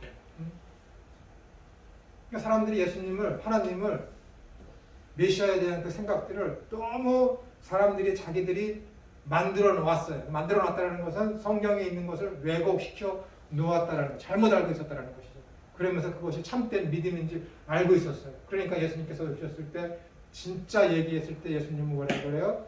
저놈이 하나님의 신성모독한다. 그리고 예수님을 죽이려고 그들이 합작하고 모의하잖아요. 인자가 안식일에도 주인이라 인자는 안식일의 주인입니다. 라고 했더니 저놈 미친놈 아니야? 그럼 죽이려고 그러는 거잖아요. 야 병든 자에게 이 신상을 들고 가라. 내 제사함을 받아내리라. 어떤 것이 더 쉽느냐라고 했을 때 저놈이 무엇인데 죄를 씻는 권세까지 있어. 신성모독이다. 죽이자. 그러는 거잖아요. 예수님이 어떤 분이신지를 모르니까 그러는 거예요. 그러니까는 성경은 성경대로 성경에 계시된 대로 예수님을 믿고 따르고 하나님을 아는 것이 가장 건전하고 바른 신학입니다. 그래서 성경을 읽고 해석할 때에 다른 모든 제 학문들은 다 도구밖에 안 되는 거예요. 성경 위에 있으면서 그것을 분림하면서 성경을 읽고 해석한다고 한다는 것은 다 뭐예요? 이단이며 사이비가 만들어지는 근본적인 뿌리가 되는 것입니다. 이것은 만약에 다음 학기에도 제가 여러분하고 조직신학을 하게 돼서 성경 서론을 하게 되면은 자세히 말씀드릴 기회가 있을 것입니다. 제가 얘기할 때 중간에 아멘 그런 거 하지 마세요. 헷갈려. 속으로 하세요. 호응해 주시고 그러는 거 하는 거 굉장히 반갑고 좋은 일이지만은 제가 말하면 자꾸 튕겨나가고 까먹어. 저는 제가 이야기하다가도 조금 전에 무슨 얘기했지 그런 적 많잖아요. 왜냐면은 요거 이야기한다면 요 말씀 드려야지. 자꾸만 이 안에서 회로가 돌아가면서 이렇게 해야 되지 한다 보니까는 옛날에 여기 있던 게 까먹는 거야. 할 게 너무 많아 지금. 할 게. 들을 말씀이 너무 많아. 지금은 긴장 상태죠. 그래서 보세요 이제. 그리고 마태복음 12장 28절가 예수님은 당신이 참된 메시아이심을 간접적으로 말씀하시는 것이죠. 이사야서 35장을 틀어서. 그리고 마태복음 12장 28절과 누가복음 11장 20절에서는 내가 만약 하나님의 성령으로 귀신을 쫓아내는 것이면 하나님 나라가 너희에게 임하였느니라고 말씀하시므로 하나님의 나라가 임하였음을 직접적으로 말씀하셨습니다. 그러나 하나님의 나라는 임하였지만 아직 완성되지 않았고 하나님 나라의 완성은 미래의 어느 나라에 있을 것입니다. 그러니까 하나님 나라의 완성을 다른 말로 뭐라 그랬어요? 하나님 나라의 극치라고 제가 말씀드렸죠. 제가 말씀한 게 아니라 신학에서 이제 신학자들이 그렇게 이야기하기로 이제 했습니다. 왜 예수님께서 35쪽입니다. 왜 예수님께서는 세례 요한과 바리새인들에게 병 고치고 귀신을 추방하는 기적의 사건을 가지고 하나님의 나라가 이미 임하였다고 말씀하시는 것일까요? 이에 대한 대답은 매우 간단하고도 명료합니다. 이 세상의 죽음과 고통, 온갖 병들과 귀신 들림이 어떻게 해서 들어왔습니까? 그것은 악한 사탄의 빨리 읽어도 잘 따라오셔야 돼요. 못 알아들으시면 질문하시고 하셔야 돼요. 아주 중요한 부분이니까. 온갖 병들과 귀신 들림이 이 땅에 어떻게 해서 들어왔습니까? 그것은 악한 사탄의 세력에 의해서 죄가 들어옴으로 발생한 죄의 세력의 죽이는 열매들이에요. 병들고 귀신 들고 하는 온갖 이 땅에서의 안 좋은 것들은 다 뭐예요? 죄의 세력의 열매들이라고. 사탄이 가져온 열매들이라고. 결과들이라고. 그런데 지금 예수님께서 그 사탄이 가지고 온 죄의 세력이 가지고 온 온갖 병들을 고치시고 귀신들을 추방하시는 것은 곧 뭐예요? 악한 사탄의 세력이 제거되고 있음을 가시적으로 지금 보여주고 있는 거예요. 굉장한 거죠. 우리는 마태복음 12장 29절의 말씀에 귀를 기울여야만 합니다. 본문을 보시면 사람이 먼저 강한 자를 결박하지 않고서 어떻게 그 강한 자의 집에 들어가서 그 세간을 강탈하겠느냐. 결박한 후에야 그 집을 강탈하리라 라고 하셨죠. 이는 예수님의 이적 행하심으로 사탄이 이미 결박당하였음을 천명하는 것입니다. 이미 하나님의 나라가 임하였다는 것은 사탄은 이미 결박 상태에 놓여졌음을 의미하는 것입니다. 그러니까 마지막에 계시록에서 뭐라고 해요? 마지막 때에 잠시 마지막에 가까우면은 그가 무적행에서 노임을 받는다라고 저번주에 우리가 말씀드리지 않았습니까? 그럼 마태복음은 이렇게 예수님의 어떤 족보로 시작해서 그의 어떤 유년기 시절을 보여주시고 그 다음에 예수님께서 광야에서 세례를 받으시고 광야에서 3번의 시험을 받으심으로 말미암아 악한 사탄을 물리치시죠. 물리치시죠. 첫째 사람 아담은 실패했지만 예수님께서는 말씀으로다가 둘째 아담으로서 첫째 아담의 실수와 실패를 극복하시고 이제 승리하십니다. 그러면서 4장으로 넘어가시면서 이적을 행하심으로 말미암아 하나님의 나라를 선포했다라고 하면서 4장을 끝냅니다. 그래서 5장으로 넘어가면서 뭐예요? 하나님의 나라, 4장에서 하나님의 나라를 천국 복음을 전하였다라고 하면서 5장으로 넘어가면서 천국은 이렇다라는 것을 5, 6, 7장에서 보여주시죠. 네, 8장으로 넘어가면서 어떻게 되는 거예요? 온갖 기적 행하시는 것을 말씀하십니다. 그런데 9장에서 한 사람이 찾아와. 그러면서 뭐라 그래요? 나를 좀 고쳐주세요 했더니 예수님께서 내 믿음대로 될지니라 하면서 했더니 그가 믿으니 그가 모든 병이 나아요. 그 사람들이 야 예수님께서 내 믿음대로 될지니라 했는데 이 사람이 믿음으로 말미암아 병을 고쳤네. 그러니까 믿으면은 병이 낫는 줄 알아. 그러니까 병 걸린 사람이 교회 찾아오면 뭐래요? 믿어? 그럼 예수님께서 치료해 주실 줄 믿어. 믿어. 나요? 나 기도해. 낫는다니까. 우리 집사람이 기도하면 다 나. 그런 은사가 있어요. 부정하는 거 아니야. 그러나 이 성경에서 지금 여기서 말씀하시는 마태복음 9장에서 그 한 병들 걸린 자에 대해서 예수님께서 내 믿음대로 될지니라 했을 때 그가 믿으니 곧 병이 나았다라 하는 것은 그런 차원이 아니야. 9, 10, 11장, 12장까지 가면서 어떻게 되면 11장까지 가면서 병 고치고 귀신 추방하는 사건들이 공간복음에서 9장, 10장, 11장에 가장 많이 등장해. 가장 많이 등장해. 공간복음에서. 그러면서 11장에 세례 요한이 찾아와서 뭐라 그래요? 나로 인한 혈족차 있는 자는 복이 있다라고 하면서 12장에서 지금 우리가 읽은 이 말씀이 있는 거야. 내가 성령을 힘입어 귀신을 추방하고 온갖 각색 병을 고치는 것이면 하나님의 나라가 이미 너희 가운데 임하였다. 그러니까 그 앞에 있는 9장, 8장까지, 5, 6, 7장까지 하나님 나라에 선포하고 8장부터 11장까지 온갖 각색 병각 귀신들 추방하는 사건들은 뭘 나타내기 위함이에요? 하나님의 나라가 이미 너희 가운데 임하였음을 입증하기 위해서 마태가 그렇게 성경을 기록한 거야. 그러면은 9장에 있는 그 말씀, 여러분들이 제일 좋아하는 그 말씀, 믿음대로 될지니라. 그 믿음대로 된다는 게 믿음을 따라 된다라는 거야. 믿음을 따라. 믿음대로가 아니라 믿음을 따라야. 믿음에 의하여 된다는 거야. 믿음에 의하여. 그러면은 여기서 온갖 병 고치고 귀신 추방하는 결과가 뭐라 그랬어요? 너들 병 낫고 귀신 추방하고 기뻐해? 주님이 말씀하셨어? 아니라니까. 그 결과가 뭐라고? 하나님의 나라가 임하였음을 보여주는 가시적인 사건이라는 거야. 그러니까 내 믿음대로가 아니라 내 믿음에 의하여 된다는 것은 뭐예요? 내 믿음에 의하여 하나님의 나라가 너희에게 임한다는 거야. 속상하시죠? 속상할 거야.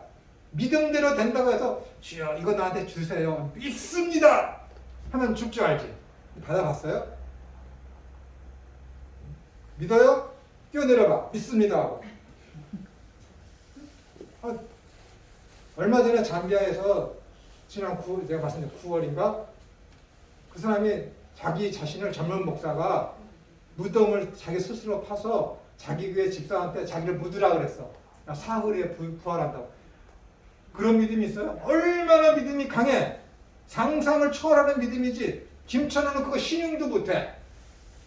그 무덤을 파서 눕는 것조차도 무서워서는 안 할 거야. 걔는 근데 믿음이 얼마나 크고 좋으면은 강하면은 거기에 들어가서 스스로 덮으러놔서 죽었어. 그런 믿음이 있으세요? 그 믿음 없었어요? 여러분보다 만배, 10만배, 억만배도 더 큰 믿음이 그 사람이 있는 거야. 목숨 걸고 나는 사흘 에 주님과 같이 부활한다는 그 부활 신앙도 있었다니까. 믿음이 있어. 확신했잖아. 믿습니다. 나 사흘에 죽을지도 몰라. 의심을 갖고 있었으면 그 무덤을 파서 스스로 들어갔겠어? 믿음이 있었으니까 들어가고 확신이 있었으니까. 근데 죽었잖아. 그게 믿음입니까? 아니라니까. 내 믿음에 의하여 된다는 것은 뭐예요? 내 믿음대로 된다.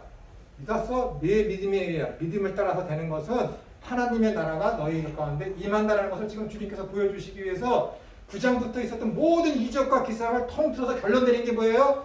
내가 성령을 힘입어서 귀신을 추방하고 온갖 각색병을 고치는 것이면 하나님의 나라가 이미 너희 가운데 임하였음을 보여주시기 위해서 그동안의 이적과 기사 행위를 다 행하신 거야. 13장에 대해서 뭐라는 거야? 하나님 나라에 대한 비유가 있는 거야. 하나님의 나라는 이러한 모양이다, 이러한 모양이다, 저런 모양이다. 14장에 가서 뭐예요? 수고하고 무거운 짐진들아 다 내게 오라. 내가 너희를 쉬게 하신다 라고 하는 거야. 16장에 가서 15장에서 오병이어 사건이 일어나고 16장에 가서 어떻게 되는 거예요? 야야 너희들은 나를 뭐라고 부르니? 당신은 그리스도시며 살아계신 하나님의 아들이야. 누구든지 나를 따르면 자기 목숨을 부인하고 자기를 부인하고 나를 따를 것이니라 라고 하면 교회를 선포하시는 거죠. 16장 이후에는 뭐가 있어? 기적행위 있어? 없어. 16장, 마태복음 16장 이후에는 이적과 기사 행한 거 2번인가 1번밖에 안 나와. 왜? 더 이상 끝났거든. 계시가. 무슨 계시가? 하나님의 나라가 임했음을 가시적으로 보여줘야 될 귀신 추방하고 병 고치는 사건이 더 이상 일어날 필요가 없는 거야. 그러니까 뭐예요? 교회가 16장에서 교회가 세워질 것이다라는 하나님 나라가 임하면 교회가 세워질 것이다라는 것을 말씀하시면서 16장 이후에는 그것 예수님께서 이적 행하시고 기적 행하시는 것을 행하실 필요가 없어. 필요가 없지. 다 보여줬는데 뭘 더 보여줘. 희한하지 않습니까? 마태복음의 구조가 그러는 거야. 이를테면은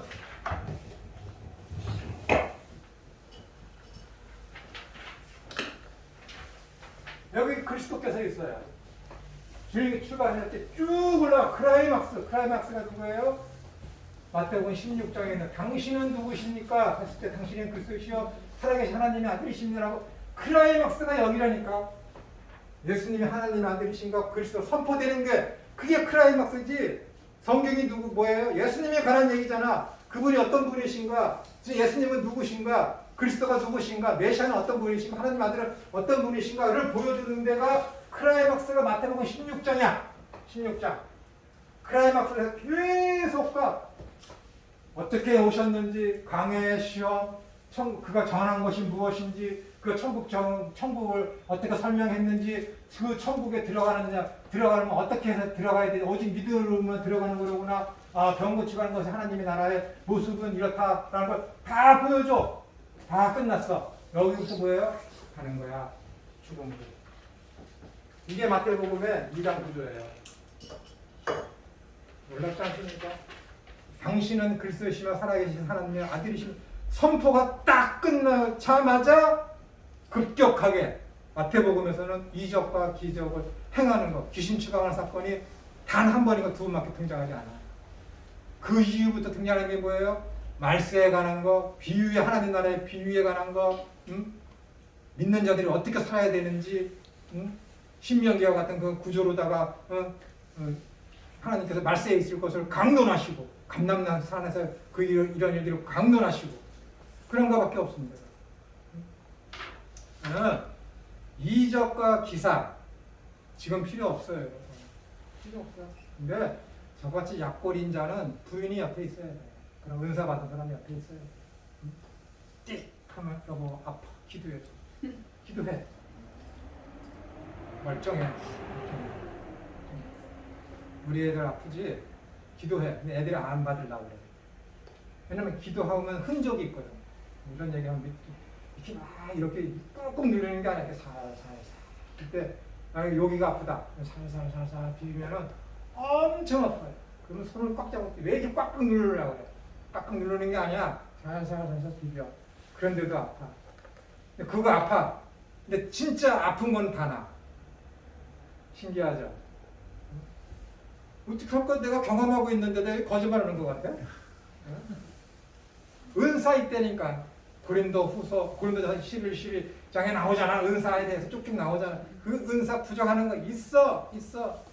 나같이 믿음 약한 놈한테는 그 은사 받은 자가 있어서 아 진짜 하나님이 계시구나라는 걸 매번 확인을 해야 돼. 근데 우리 목사님 믿음 강하지?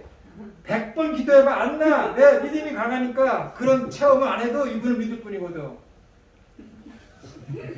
나는 믿는데 왜 안 돼요? 그러지? 안 돼? 믿음이 크니까 안 되는 거야. 그거 안 해줘도 믿으니까.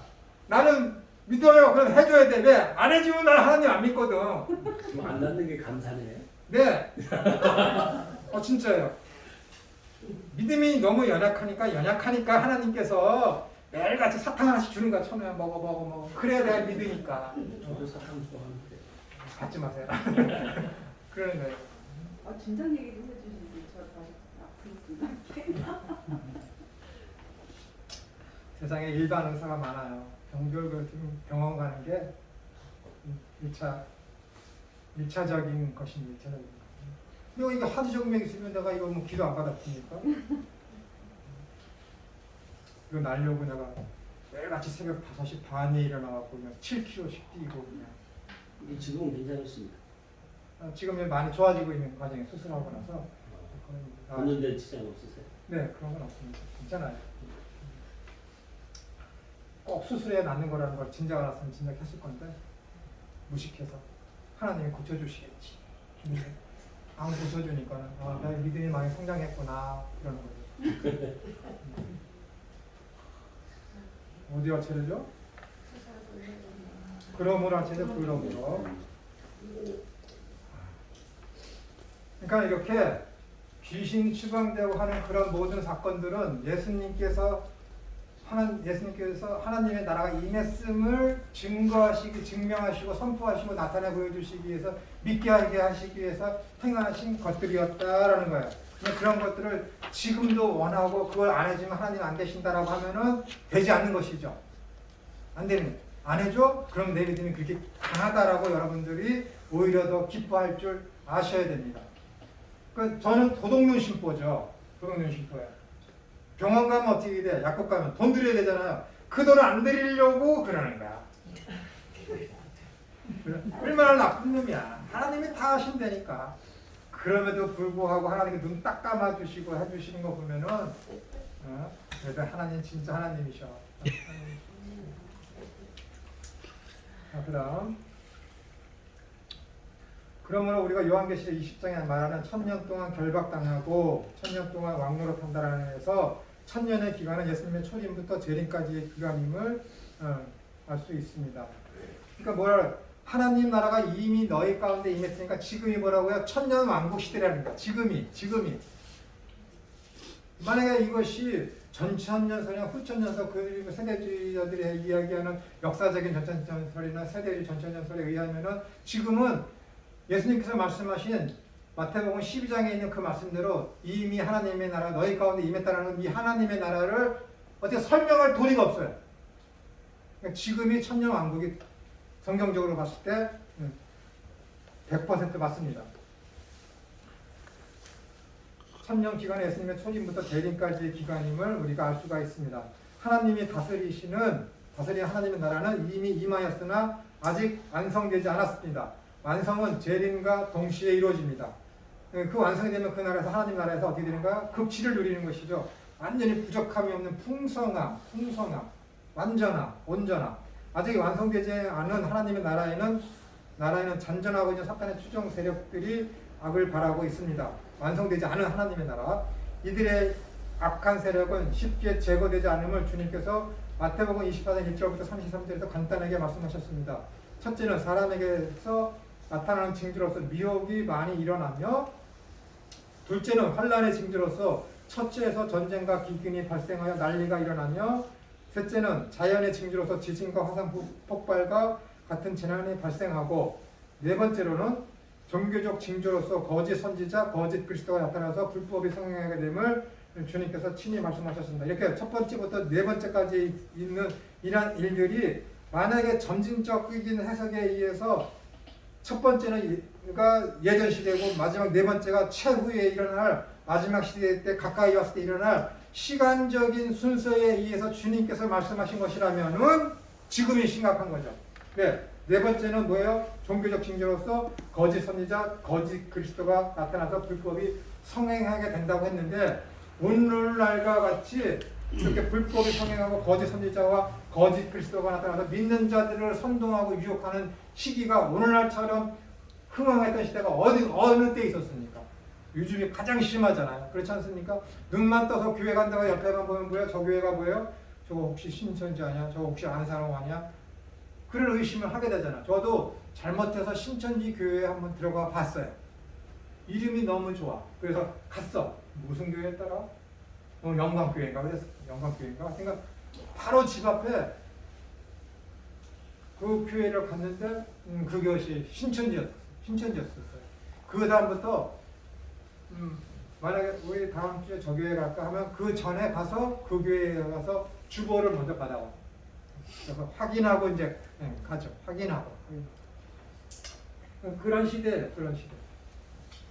그러나 제가 볼 때는 이것은 어떤 시간적인 순서에 의해서 첫째, 둘째, 셋째, 넷째가 있는 것이 아니라 통칭적으로 마지막 때에 일어날 일들을 그냥 예수님께서 내용적으로 분류해서 주님께서 말씀하신 것이다 라고 저는 이해를 하고 있습니다. 이러한 네 부류의 징조는 제자들이 주님이 임하신가 세상 끝에는 무슨 징조가 있습니까? 라는 질문에 대답하신 내용입니다. 다시 말씀드리지만 이 네 부류의 징조는 예수님께서 재림하시기 직전에 일어날 징조라고 주님께서 예언하신 내용입니다. 그러니까 지금 마지막 때에 있을 것을 말하는 것이죠. 이거는 종말이 아니야. 종말은 주님께서 재림하시는 그 날을 종말이라고 하는 거야. 그러니까 종말이라는 단어를 함부로 쓰면 안 되지. 지금은 뭐예요? 종말이 가까이 왔다라고 얘기할 수 있지만은 지금은 종말 시대가 아니라 지금은 마지막 때야. 마지막 때. 성경적인 용어로는 지금은 마지막 때라고 얘기해요. 마지막 때. 마지막에 가까울수록 사탄은 자신의 종말을 알고 최후의 발악을 하여 악한 세력이 더욱 힘을 발하여 성도들을 괴롭힙니다. 사탄이 잠깐 노임을 받는다는 것은 사탄의 추종 세력들이 최후의 발악을 할 때 사탄의 악한 세력은 그동안 인류 역사에 없었던 최고 정점의 악한 현상들이 나타나게 되는 현상을 표현한 것입니다. 그러니까 이것은 자연적으로, 그 다음에 인류학적으로, 그 다음에 영적으로, 종교적으로 그러한 아주 그냥 극악무도한 일들이 벌어지게 된다는 것이죠. 그때는 현재 우리가 뉴스에 보는 사건, 사고와는 비교되지 않는 악한 일들이 많이 발생하게 될 것입니다. 그러한 상황에서 참된 성도는 믿음을 지키고 어떤 사람은 지역과 상황에 의하여 죽음으로 신앙을 사수하게 되는 지경에 이를 수도 있습니다. 과학이 발달하고 도덕과 윤리를 중시하고 서로를 인정하려는 포스트 모더니즘이 성행하는 이러한 시기에 신앙 때문에 죽임을 당하는 사건이 발생하리라고 누가 상상이나 할 수 있었겠습니까? 그러나 세계 서체에서 오직 그리스도인이라는 이유 하나 때문에 한 마을 전체가 죽임을 당하고 참수를 당하는 처참한 사건이 뉴스에 등장하고 있음을 우리는 보았습니다. 특히 아프리카에서 이슬람이나 기독교 간의 갈등에 있어서 교회에 불을 지르거나 교회에 가둬놓고 나서 총을 이렇게 난사한다고 하는 것들이 가끔 일어나고 있지 않습니까? 그러나 성경은 이런 사건보다 더 악한 사건들이 기독교인들에게 발생할 것과 세상에 상상할 수 없는 사건들이 발생할 것임을 암시하고 있습니다. 그런데 주님께서는 이러한 징조를 다 말씀하신 후에 24장 34절에서 내가 진실로 너희에게 말하노니 이 세대가 지나가기 전에 이 일이 다 일어나리라고 하셨습니다. 이 세대가 뭐예요? 이 세대. 지금 앞에 있는 이 세대예요? 그렇게 이야기해서 예수님의 이 말씀을 부정하는데 여기에서 이 세대라는 것은 예수님의 초림부터 예수님의 재림 때까지의 이 세대를 얘기합니다. 이 세대. 이 아이요. 이 세대를 얘기하는 거예요. 그러니까 제자들 그 세대가 아니라 예수님이 지금 초림부터 재림하실까지 요 기간 동안 요 세대, 이 세대를 지금 말씀하고 있는 거 오해 없으셔야 됩니다. 본문에서는 이 세대는 언제인가요? 설명하고 있네요. 예수님께서 말씀하신 이 세대는 앞으로의 세대가 아니라 바로 당시의 말씀을 듣고 있는 세대로서 하나님 나라가 임하였지만 완성되지 않은 현 세대, 즉 예수님의 초림과 재림 사이의 기간에 살고 있는 세대를 가리킵니다. 본문에서 이 세대라는 용어에서 이라는 단어는 후토스로서 지시 대명사이며 동일한 의미를 가지고 있습니다. 그러므로 이 세대란 지금 이 말씀을 듣고 있는 동일한 세대를 가리키는데 이 동일한 세대란 용어는 이사야서 35장 4절부터 6절에 그때, 마태복음 12장 29절 결박한 후에와 누가복음 11장 22절에 굴복시킬 때와 연관되어 있습니다. 이거 이해가 안 되시면 집에 가셔서 한번 다시 차근차근 읽어보시면 아래에 있는 풋노트와 함께 읽으시면 잘 이해가 될 것입니다. 사탄이 결박당하면 즉시로 하나님의 나라가 임하게 됨을 알게 되는데 이 하나님의 나라는 예수님의 사역과 동시에 임하였다는 것입니다. 예수님의 사역이 곧 사탄의 결박을 의미하며 사탄의 결박은 곧 하나님의 통치, 즉 하나님의 나라가 임함을 의미합니다. 그러므로 이 세대는 바로 하나님의 통치가 있는 세대, 교회 세대, 성령 세대를 가리킵니다. 그러므로 종말에 있을 네 부류의 징조는 긴장 상태에 있는 현재, 즉 교회가 목격할 수 있고 당할 수 있는 징조들입니다. 그러니까 아까 제가 뭐라고 그랬어요? 사도 바울에게 야 너 예루살렘에 가면은 이렇게 고난을 당하고 환난을 당하게 되고 결박을 당하게 될 거야 라고 했을 때 사도 바울이 그것을 피하지 아니하고 믿음으로 굳건하게 그 앞으로 나아간 것처럼 예수님께서 우리들에게 지금 마지막 때가 되면 이런 일이 벌어진다 했을 때 어떻게 되는 거예요? 그것을 너희들은 감당하라고 주신 것이죠. 그러니까는 제가 말씀드렸잖아요. 이 마지막 때 이런 일을 하면서 두려워하지 말라 라고 주께서 명령하셨어요. 그죠? 명령법이잖아. 두려워하지 말라. 만약에 이것이 직설법이면은 나를 믿는 자는 두려워하지 않는다 라고 하면 어떻게 되는 거예요? 이 마지막 때에 이런 환난과 핍박과 자연적인 재난이 왔을 때 두려워하면은 죄지. 근데 명령법이잖아요. 두려워하지 마라. 왜? 왜 두려워하지 마라? 저번에도 말씀드렸죠. 아무 일도 아닌데 야 무서워하지 마.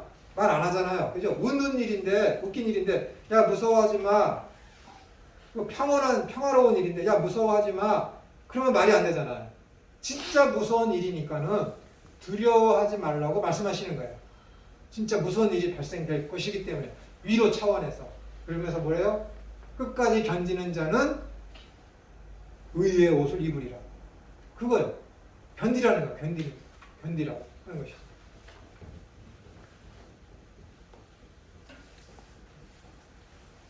그리고 예수님의 이 강화를 직접 들은 사도 요한이 계시록을 기록하면서 내가 진실로 너희에게 말하노니 이 세대가 지나가기 전에 이 일이 다 일어나리라. 이런 주님의 말씀을 기록하지 못하였을 것이라고 생각하기 힘듭니다. 또한 마태복음 16장 기록이 아니라 기억이에요. 기억. 주님의 말씀을 기억하지 못하였을 것이라고는 생각하기 힘듭니다. 또한 마태복음 16장 28절에 진실로 너희에게 이르노니 여기 서 있는 사람 중에 죽기 전에 인자가 그 왕권을 가지고 오는 것을 볼 자들도 있느니라. 이런 말씀은 예수님의 허언이 아니라 계시록에서 사도 요한에게 실제로 어떻게 돼요? 내가 보니 예수님께서 십자가에서 왕관을 쓰시고 내려오신 것을 보잖아요. 그러니까 그것을 얘기하는 것이죠. 그러니까 이 사도 요한, 요한계시록, 요한 1, 2, 3서, 요한복음서를 쓴 이 사도 요한은 7이라는 숫자를 굉장히 좋아하죠. 7. 왜냐하면 7이 상징하는 것이 안식과 평안과 만족과 하나님의 나라의 임함을 표현하는 것이기 때문에 첫째 요한 복음서를 보면은 첫째 날에 말씀이 계시냐 하면서 첫째 날, 둘째 날, 셋째 날 그리고 사흘 후에 이렇게 이제 하고 있지 않습니까? 사흘 후에 일어나는 것이 뭐예요? 가나의 혼인잔치, 안식일을 상징하는 그 혼인잔치, 천국잔치, 하나님의 나라에 임하는 것을 표현하기 위해서 사흘 후에 하면서 가나의 혼인잔치가 7번 7일째에 발생했음을 나타내죠. 그리고 요한복음서는 7개의 세메이어, 표적이 나타납니다. 7개. 7이라는 숫자를 굉장히 좋아해요. 그래서 이 7번의 여러 가지의 어떤 이적 행한 것이, 표적 행한 것이 굉장히 많이 있지만은, 그래서 요한복음서 21장에 보면 뭐야? 예수님 이외에도 예수님께서 하신 말씀이 많은데 그것을 다 이 땅에 있는 것으로는 기록할 수 없을 정도로다가 예수님께서 하신 일들은 많이 있다라고 이야기하잖아요. 그럼에도 불구하고 세메이어 표적을 요한복음서에 뭐예요? 7개만 기록했어요. 7개. 완전히 이루어질 것이다, 이루어졌다라는 것을 표현하기 위해서, 충족성을 나타내기 위해서, 신의 숫자를 나타내기 위해서, 하나님의 일이라는 것을 나타내기 위해서 7을 선택했죠. 이것을 가지고 요한계시록에 가서 7교회를 이야기하는 7교회. 그리고 그 뒤에서 7 인봉을 띠는 걸 얘기하죠. 그러니까 계속 7이라는 숫자를 가지고 사도 요한이 성경을 기록하고 있다는 것은 아주 주목할 만한 거예요. 그 7이 뭐예요? 하나님의 숫자라서 그것은 하나님이 세상을 주관하시고 다스리시며 통치하신다라는 것을 암시하고, 또한 이 7이라는 것을 통해서 이것은 반드시 이루어질 수밖에 없는 필연적인 일이다라는 것을 선포하기 위해서 이 7이라는 숫자를 사도 요한이 선택했다라는 것을 우리가 아셔야 합니다.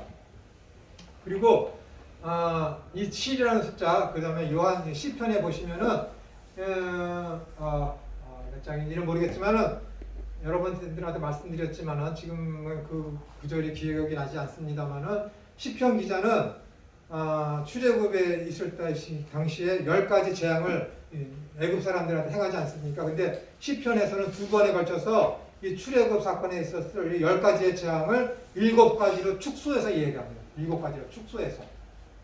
분명히 우리가 누구나 다 할 수 있는 그 10가지를 이렇게 저렇게 그러니까 비슷한 걸 함께 모아서 시편에서는 2번에 걸쳐서 그것을 7개의 재앙만을 기록하면서 하나님께서 이렇게 이스라엘을 위해서 애굽을 심판하셨다라는 것을 고의적으로 7이라는 숫자를 사용해서 그렇게 합니다. 그러니까 그 재앙과 심판이 뭐예요? 구원을 이루시기 위해서 완전한 하나님의 일하심이었다라는 것을, 하나님 열심이었다는 것을 선포하기 위해서 7이라는 숫자를 시편 기자도 2번에 걸쳐서 선택하고 있습니다. 그러니까 7이라는 숫자가 이렇게 성경에서는 중요한 거예요. 완전하다, 부족함이 없다, 충만하다, 하나님께서 모든 주권적으로 이 일을 행하신다라는 것을 표현하시는 것이죠. 말이 너무 빠른가요? 말 빠르게 해놓고서.